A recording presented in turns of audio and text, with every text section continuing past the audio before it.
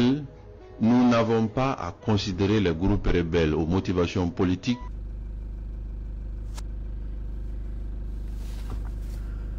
Mes chers amis, vous venez d'entendre cet architecte du désordre dont la gestion calamiteuse a plongé notre pays dans ce que nous vivons aujourd'hui au plan sécuritaire. Il est en train de nous demander de ne pas considérer les groupes rebelles aux revendications politiques comme des terroristes. C'est-à-dire ceux qui sont en train de massacrer les militaires, qui ont attaqué le bateau Tombouctou en tuant plus de 100 civils innocents, qui continuent de semer le chaos et la peur dans notre pays. Mais puisqu'ils ont des revendications politiques, quelle est cette revendication politique? La partition du Mali. Et pour cette raison, l'ancien Premier ministre du Mali, Moussa Mara, nous invite à considérer ces gens comme pas violents, pas infréquentables. Ils ne sont pas des diables. On doit discuter avec eux et obtenir un accord avec eux. Sur ce plan, il rejoint la position de l'Algérie, qui pense que le MNLA et Yad Agali doivent être exclus de la qualification de terroristes pour que le gouvernement malien conclue un accord politique avec ces deux entités. Mara lui-même, qui devient champion de la schizophrénie, a dénoncé de façon fourbe la condescendance manifestée par l'Algérie à l'égard de l'État du Mali. Mais malheureusement, au même moment, il rejoint la position de ce même pays sur le plan sécuritaire. C'est très décevant ça. Vous vous rappelez quand le gouvernement décidait de chasser les forces internationales du Mali? Le même Mara et comparse prédisaient le chaos et un vide sécuritaire.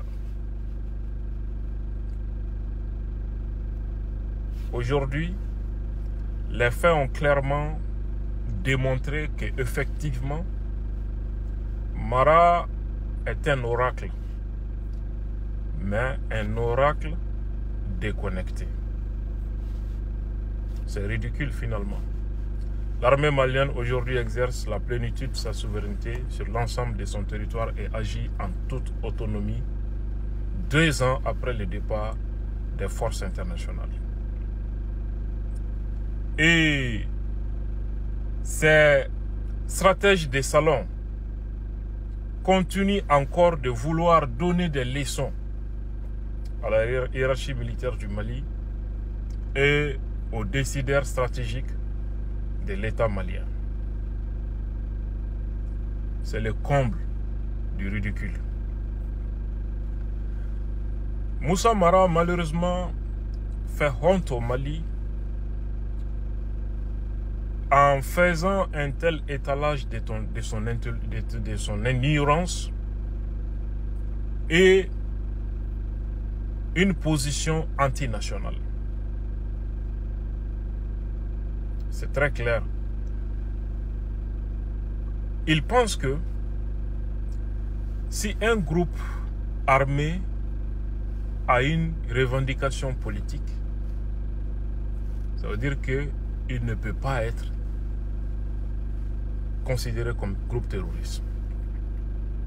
Et là, il répète naïvement, puisqu'il n'a aucun attachement à sa patrie, le Mali, il répète ce que disent les Français et les Algériens.